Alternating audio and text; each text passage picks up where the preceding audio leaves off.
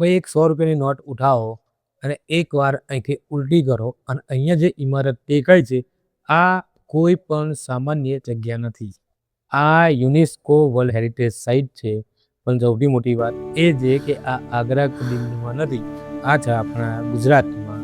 આ છે ગુજરાતના પાટણમાં આવેલી રાણી કી વાવ. અને શોકિંગ વસ્તુ એ છે કે આ વાવ 700 વર્ષ સુધી જમીનની નીચે દટાયેલી રહી. આપણે વાત કરીશું સ્ટોરીની, તો આ વાત છે ઈસવીસન 1063, એટલે આજથી લગભગ 1000 વર્ષ પહેલાની વાત છે, જ્યારે ગુજરાતમાં ચાલુક્ય વંશનું શાસન હતું.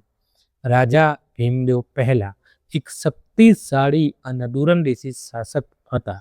રાજા ભીમદેવ પહેલા એ જ જેમણે મોઢેરાનું સૂર્ય મંદિર બનાવેલું છે, એ આજે પણ અડીખમ ઊભું છે.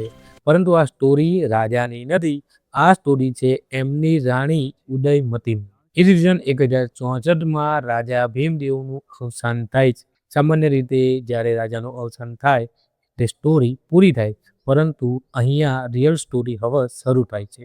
રાણી ઉદયમતીએ નક્કી કર્યું કે તે પોતાના પતિની યાદમાં કંઈક એવું બનાવશે જે સમયને પણ હરાવી દે. અને પછી 20 વર્ષ સુધી કામ ચાલે છે અને પછી બને છે રાણી કી વાવ. ભાઈ આમાં રાણીએ પોતાનો પ્રેમ પથ્થરમાં ઉતારી દીધો. હવે જરા આ રાણી કી વાવની વિશાળતાની વાત કરીએ તો આ વાવ 65 મીટર લાંબી છે, 20 મીટર પહોળી છે અને 28 મીટર જમીનની અંદર છે.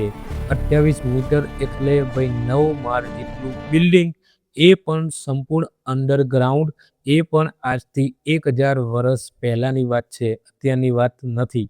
જેમાં 7 સ્તર છે, એટલે 7 માળ છે. માળ અહીંયા નીચે છે એટલે સ્તર કહેવામાં આવે છે. દરેક સ્તર નીચે જતો જાય છે અને દરેક જગ્યાએ સુંદર કોતરણી છે. આ વાવની વિશેષતાની વાત કરીએ તો આમાં 212 થાંભલા છે, એમાં 500થી વધુ મૂર્તિઓ છે અને એની સાથે 1000 નાની મૂર્તિઓ પણ અવેલેબલ છે. આ બધી જ મૂર્તિઓ હાથથી બનાવેલી, એ પણ 1000 વર્ષ પહેલા ભાઈઓ. હવે અહીંયા સૌથી મોટો ટ્વિસ્ટ એ છે કે આ રાણી કી વાવ એ માત્ર વાવ નથી, પરંતુ આ એક ઉલટું મંદિર છે. સામાન્ય રીતે મંદિર હોય ને એ જમીન ઉપર બને છે, પરંતુ આ મંદિર જમીનની અંદર બનાવવામાં આવ્યું હતું રાણી દ્વારા. રાણીનું માનવું હતું કે પાણી પવિત્ર છે અને મંદિર પણ પવિત્ર છે, એમ આ બંનેની જોડી કરીને અનોખી રચના ઊભી કરવામાં આવી છે. હવે આ રાણી કી વાવની અંદર શું છે તો ભાઈ અંદર દરેક દિવાલ ઉપર ભગવાનની મૂર્તિઓ છે. બ્રહ્મા, વિષ્ણુ, મહાદેવ, લક્ષ્મી, સરસ્વતી અને વિષ્ણુના તો ભાઈ 10 અવતાર પણ છે. પરંતુ એક મૂર્તિ એવી પણ છે જે લોકોને ચોંકાવી દે છે, એ છે એક સ્ત્રી જે લિપસ્ટિક લગાવતી. હા, એ પણ 1000 વર્ષ પહેલા, જે બતાવે છે કે એ સમયનું ગુજરાત કેટલું બધું આગળ હતું. તો પછી આ જે રાણી કી વાવ હતી એ ગાયબ કેમ થઈ જાય છે, તો એનું સૌથી મોટું રહસ્ય એ છે કે ભાઈ સરસ્વતી નદીમાં પૂર આવે છે અને આખી રાણી કી વાવ એ પૂરના લીધે માટીમાં દટાઈ જાય છે. 1 વર્ષ માટે નહીં, પરંતુ 700 વર્ષ માટે. કોઈને ખબર નથી કે અહીંયા શું છે. પરંતુ સાલ 1890ના સમયમાં બ્રિટિશ લોકો અહીંયા આવે છે, ખોદકામ કરે છે. એમને પણ શરૂઆતમાં કંઈ ખાસ મળ્યું નથી, પરંતુ ધીમે ધીમે સત્ય બહાર આવે છે. 1981થી લઈને 1987 દરમિયાન ભારતીય પુરાતત્વ વિભાગ દ્વારા આ વાવને ફરીથી બહાર કરવામાં આવે છે.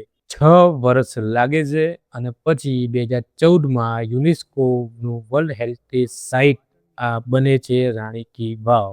લગભગ 950 વર્ષ પછી દુનિયા આ વાવને ઓળખે છે અને આજે આપણા 100 રૂપિયાની નોટ ઉપર રાણી કી વાવ એટલે કે આપણા ગુજરાતની ઓળખ છે.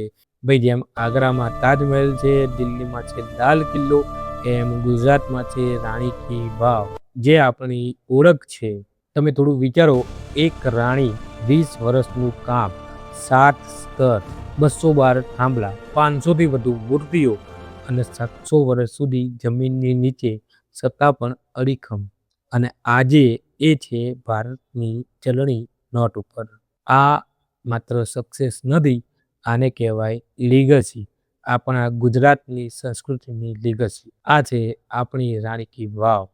તમે આ રાણી કી વાવ જોઈ છે કે નહીં? કોમેન્ટ કરીને બતાવો. જોઈ હોય તો તમને કેવી લાગી તમે કોમેન્ટ કરીને બતાવી શકો છો. અને તમે આ રાણી કી વાવ વિશે હજુ કંઈ વધારે જાણતા હોય તો પણ કોમેન્ટ કરીને બતાવી શકો છો. અને વિડીયો પસંદ આવ્યો હોય તો વિડીયો લાઈક કરી શકો છો. ચેનલમાં નવા હોય તો સબસ્ક્રાઈબ કરવાનું ભૂલતા નહીં. ફરીથી મળીશું નવા કોઈ એક વિડીયો સાથે. જય હિન્દ, જય ગુજરાત.